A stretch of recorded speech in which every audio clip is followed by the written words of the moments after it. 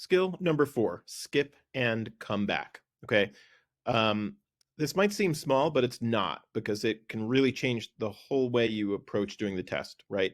Most students do the test like this. You're working on a question, you feel like you should know how to do it or what you need to know to do it, but it's not clicking and you feel stuck. And what most students do is they just kind of stare at it for a while, right? You stare at the problem for 10, 15, 20, 30 seconds. You just, without you moving, you just get stuck, right? And after a little while of doing that, maybe 30 seconds, you kind of give up and you go on and you never come back to it again. And then you just sort of march through the test. Number 1, number 2, number 3. Yes, good, good, good. And you get to number 15 and you stare at it for 30 seconds. You're just thinking, and then you're like, I don't know. And you go on. Even if you kind of feel like, I don't know, on a normal day, I would know how to do this, right? So that is the wrong way to go through a test, okay? What you have to do is, when you see a question that you feel like you know how to do, but it's just not coming to you, this is most typically on math, on the math section or on the science section, but it can happen on the English and the reading too. You should skip and come back to the question in 2 to 3 minutes. And that's the most important thing here. You don't want to wait 10 minutes. You definitely don't want to wait until you finish that section, because you'll never come back to it that way.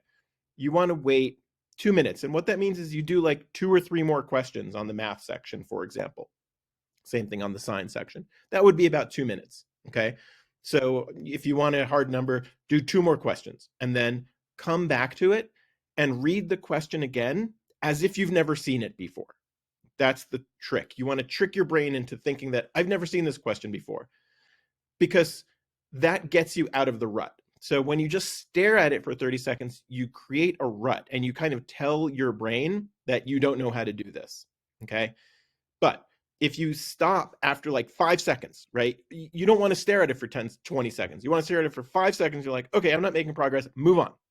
Just move on.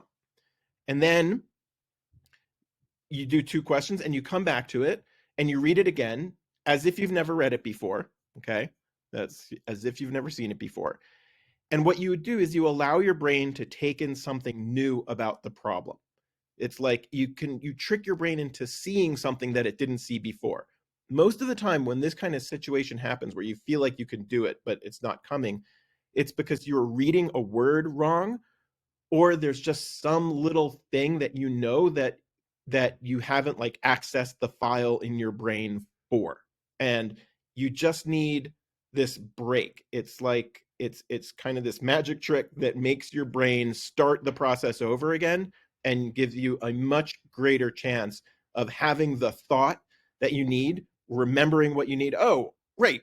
And it comes back to you. Or, oh, I was reading it as perimeter, but it said area or whatever it is. And you just snap out of it.